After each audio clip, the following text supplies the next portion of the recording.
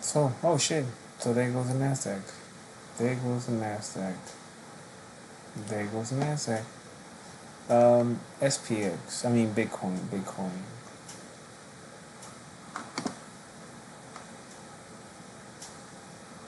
So I'm gonna check this out real quick. Yes, sir. All right. So Bitcoin. Let me cover Bitcoin and Ethereum real quick in this last video. So this last month, we had Bitcoin in a dangerous area. It even broke it. It broke this dangerous area, and it was all the way down here. The fact that in the last week, especially on a Friday, see, so we fell Monday, Tuesday, Wednesday, Thursday, right? So we're hanging in this area here, which is below a monthly, right? Below this monthly, which is what you don't want.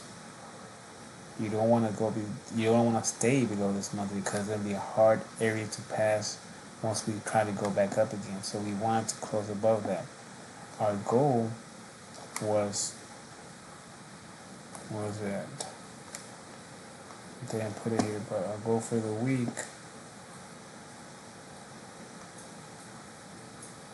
was to close in here. Alright, because this is your month, so you want to close up here. So now we go to the days that we were talking about. And if you notice, so we break below the monthly, right? So you're scared. Oh shit! It's the last week of the month. We're below the monthly. We're gonna start going on down because it's a bad price, and if we close there, so and so, right? So Wednesday, we go down, we go up, we go down again, which is Wednesday. Thursday, we go up. So you're thinking, oh hell yeah, we're gonna close above, above the month, above this area here, and we're gonna continue going up. Friday though, you get brought back down again. Alright? So you seeing this right here, it scares you. Because the way you can see this is the box. And the box go from here to here. That's the main box you want to pay attention to. Alright? So we break, and we break also below this next monthly, which is also what you don't want. Right? Oh fuck. Where's that? What the hell, man? Where's that?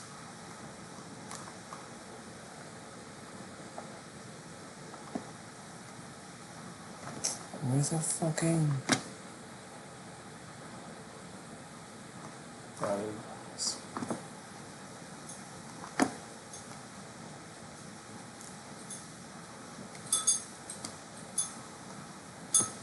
Alright, so yeah, so we have this monthly that we didn't want to pass also, because we already have one, and let me take you to that one. That was this one right here. You really didn't want to go below this, because this is what was keeping up our hopes of the market still in a rally, and so on, so on, so on, so on. So the fact that it was down here, you really didn't want that. So you wanted to close above this monthly area right here.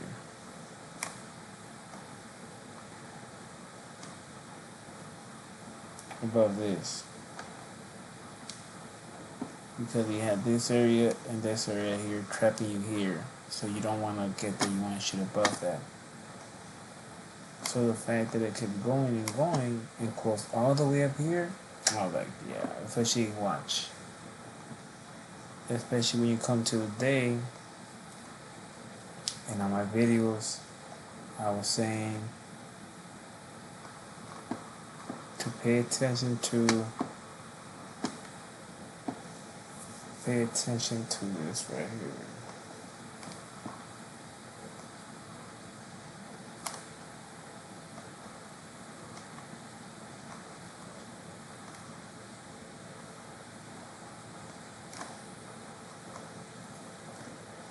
So we broke the monthly, and it was a Friday, right? So the fact that we were going down, breaking this area, breaking this monthly on a Friday, I was like, okay, cool. But then the fact that it did this on Saturday, Saturday's still here, right here, indicated to me that it was gonna go for the upper move, especially Ethereum. You see how flat Ethereum was right here? So see Monday. After that, the fact that it stayed here the whole time, and again, here's the monthly,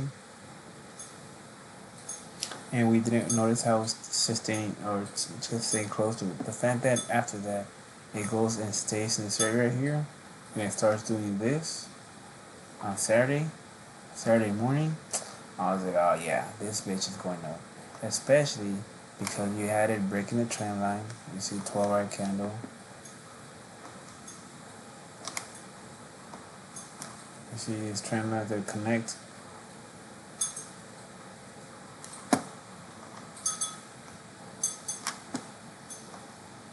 Starts there, connects there.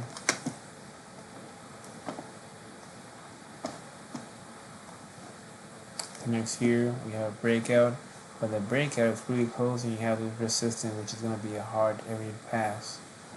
So the fact that you have this area right here holding still, box it up. I'm actually going to turn to yellow, and this is going to be boxed up. 20 boxes, I know.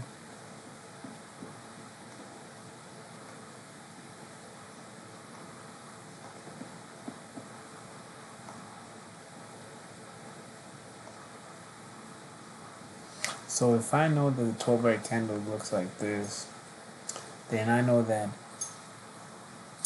at some point it's gonna look green like this, or it's gonna look red. So I gotta pay attention to, I gotta break this 12-hour candle.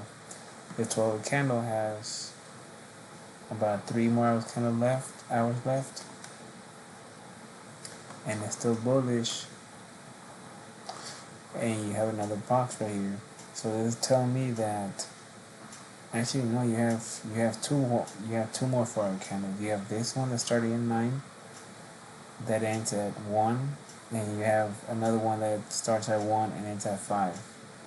So if anything, this is Ethereum is telling me that it's gonna go for another run and close the 12-hour candle in this box right here. It's gonna shoot out of this weekly into this box right here. You see a support.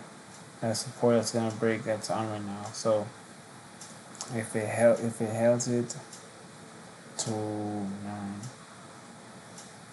10:45 to 11:30 in this region, and we break, then you're gonna wanna go for a little buy, and we're gonna close somewhere up here at 1 p.m. Otherwise, if we stay in this area 11:15, 11:30, most likely we're gonna start dropping on down and try one more time this area right here. But I don't really see it, because this is our last hope, and if we would have broken, we would have broken already. The fact that it's buying time, the fact that tomorrow Powell's talking, that's also why I want to buy time. Because once Powell talks, you're gonna see how the market, how Bitcoin is gonna latch on and then latch off. But that's what's buying time. So if it's bad, let's say it holds and it recovers, and at 5 in the morning it's somewhere up here. Once the Fed talks and it's bad news, it's then gonna bring it back down and continue with the downtrend that it was down here. Otherwise, if it's good news, it's gonna hold in this area like it's gonna hold throughout the night. Like I said, if it does hold, and it's gonna shoot on up. It's gonna shoot on up into this region or this box up here to the 3,500. And for Bitcoin,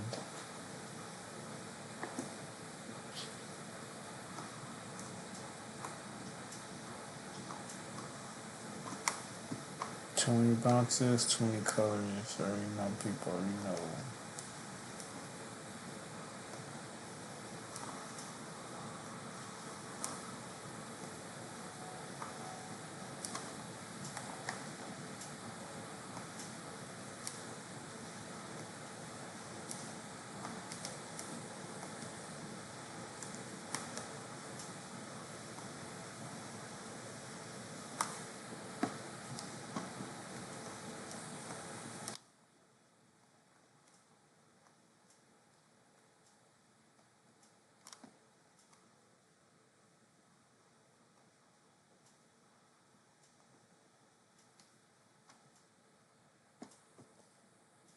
And Bitcoin is looking so tough.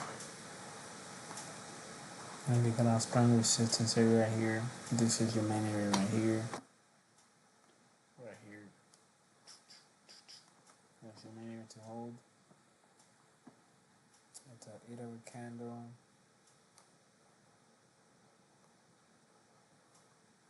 Yeah. It doesn't look that strong, to be honest. But yeah, this is the area to hold right here.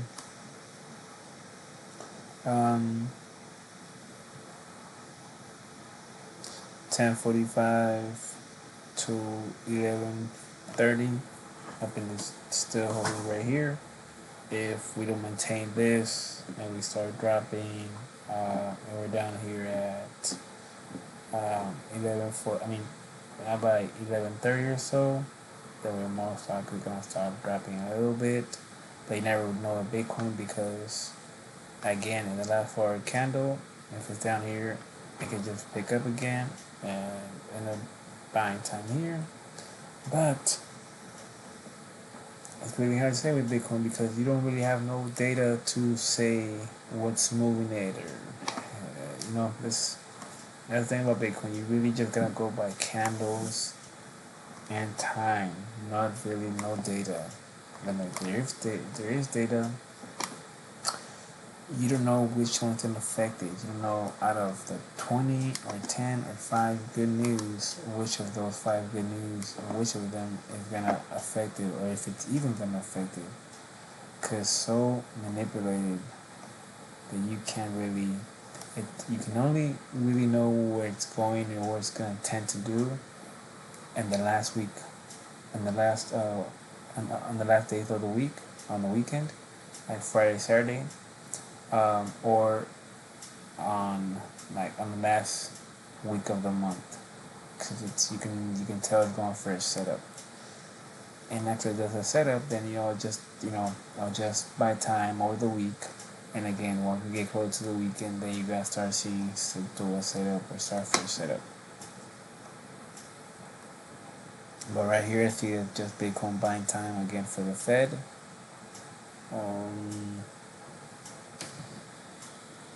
But yeah, same shit.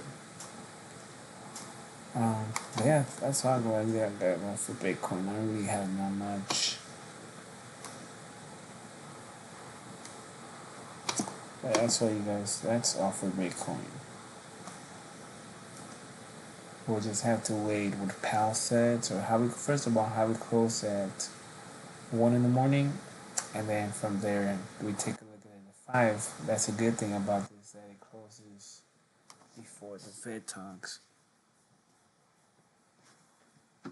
And after that, after 5, you'll have a better understanding of what it's gonna try to do. But I feel like I'm gonna stay here the whole time until the Fed talks. And then make its real move out of this area right here, because you're above a monthly and you're under a weekly.